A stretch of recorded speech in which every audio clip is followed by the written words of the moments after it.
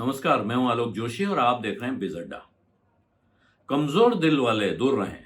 ये बात बहुत साल पहले सुनते थे हम लोग रेडियो पर कमेंट्री सुनते हुए। क्रिकेट की कमेंट्री, हॉकी की कमेंट्री या फुटबॉल की कमेंट्री। उसके बीच में कमेंटेटर जब कभी मैच बहुत नाजुक मोड़ पे होता था तो कहते थे, अब हम आग्रह करेंगे कि जो कमजोर दिल वाले हैं वो अपना ट्रांजिस्टर बंद कर दें। वजह क्या थी कि उन्हें लगता था कि जिनका दिल कमजोर है, इतना इस समय एक्साइटमेंट चल रहा है मैच में कि वहां उनको नुकसान हो सकता है। आज की तारीख में बाजार को देख के भी ये कहने की नौबत आ रही है कि कमजोर दिल वाले जरा सावधान हो जाएं। कमजोर दिल वाले सावधान क्यों हो जाएं? क्योंकि 4 दिनों से भारत का बाजार गिर रहा है। आज की तारीख का जो आंकड़ा जोड़ा है लोगों ने, 1000 पॉइंट सेंसेक्स गिरा है, लगभग 1.5% की गिरावट है। लेकिन जो आंकड़ा जोड़ने वाले हैं वो जोड़ के वहां पहुंच गए हैं कि 7 लाख करोड़ रुपए निवेशकों के हवा हो गए हैं। अब ये 7 लाख करोड़ कहां से आए और कहां हवा हो गई, ये अलग कहानी है। इस पे किसी और दिन बात करेंगे। लेकिन ये हालत चिंताजनक जरूर है। और चिंताजनक क्यों है? क्यों गिर रहा है बाजार? बाजार के गिरने की एक वजह तो सीधी है कि बाजार में मंदी आ रही है। ये डर अपने आप में बाजार को गिराने के लिए काफी होता है।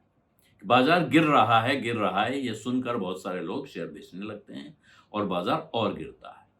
तो गिरावट अपने आप में गिरावट का एक कारण होती है। दूसरा कारण है कि अर्थव्यवस्था कमजोर हो रही है और मंदी का डर सता रहा है। आर्थिक मंदी, बाजार की मंदी नहीं, आर्थिक मंदी का डर। और तीसरा सामने दिख रहा है, डॉलर मजबूत हो रहा है, रुपया कमजोर हो रहा है। डॉलर 81 रुपए 62 पैसे पे पहुंच गया है। यानी 81 रुपए 62 पैसे आप देंगे तो $1 मिलेगा।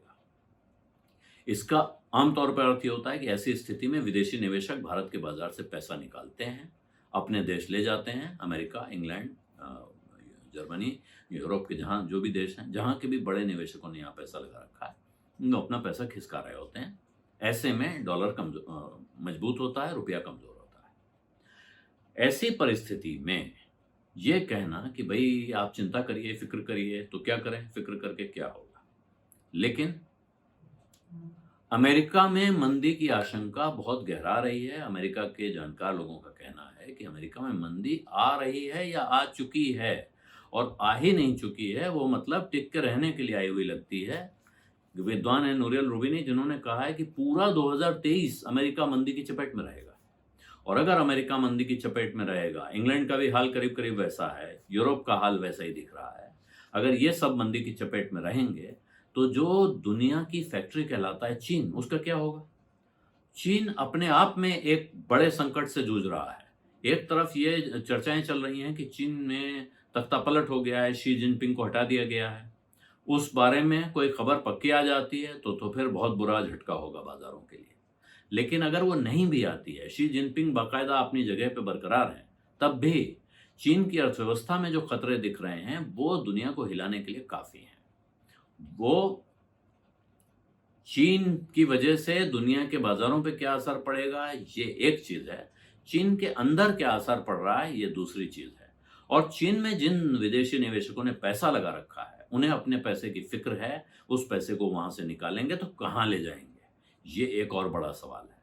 और यही वजह है, इस परिस्थिति में जब यूरोप, अमेरिका, चीन सब परेशानी में है, मंदी में है, भारत का भी बाजार गिर रहा है, इसी झटके में भारत में रिजर्व बैंक तय करने वाला है कि ब्याज दरों का क्या होगा। इस आशंका में भी कई बार बाजार दबाव में रहता है। उस परिस्थिति के बीच में सिटी ग्रुप की एक रिपोर्ट आई है और सिटी ग्रुप का कहना है कि इस वक्त भारत हमारे लिए अब एक हाई प्रायोरिटी मार्केट हो गया है। हाई प्रायोरिटी मार्केट का क्या मतलब है कि अब सिटी ग्रुप, जो दुनिया के सबसे बड़े बैंकिंग ग्रुप्स में से एक है, वो पैसा लगाने के लिए भारत को सबसे अच्छी जगह के तौर पे देख रहा है। हाई प्रायोरिटी यानी ऊंची प्राथमिकता पर रख रहा है।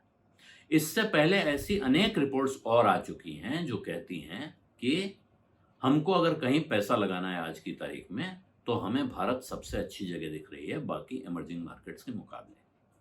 बिजनेस अखबार है मिंट, उसका इमर्जिंग मार्केट ट्रैकर आता है, उसमें भी भारत टॉप पे दिखाई पड़ रहा है।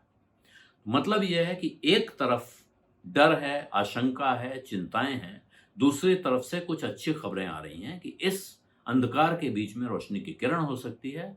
इस आपदा में भारत के लिए एक बड़ा अवसर हो सकता है। और अगर भारत के लिए वो अवसर है, अगर बहुत सारे विदेशी आकर भारत में पैसा लगाने वाले हैं, तो फिर ऐसे में जो भारत के लोग हैं, क्या उन्हें अपने बाजार पे पैसा लगा के रखना चाहिए कि नहीं रखना चाहिए? इसका जवाब मुझे नहीं लगता है कि मुझे देना चाहिए। इसका जवाब आप खुद अपने आप को भी दे सकते हैं। और अगर आपकी समझ में नहीं आता है कि आपको पैसा कहाँ लगाना है और कैसे लगाना है, तो फिर उसका सीधा और आसान रास्ता है कि आप अच्छे म्यूचुअल फंड्स का सहारा लें। और अगर वो चुनने में भी आपको दिक्कत है, तो ज़रूरी है कि आप एक भरोसेमंद आर्थिक सलाहकार की मदद लें। बिज़अड्डा में आज इतना ही। अब इजाज़त दीजिए। धन्यवाद। नमस्कार।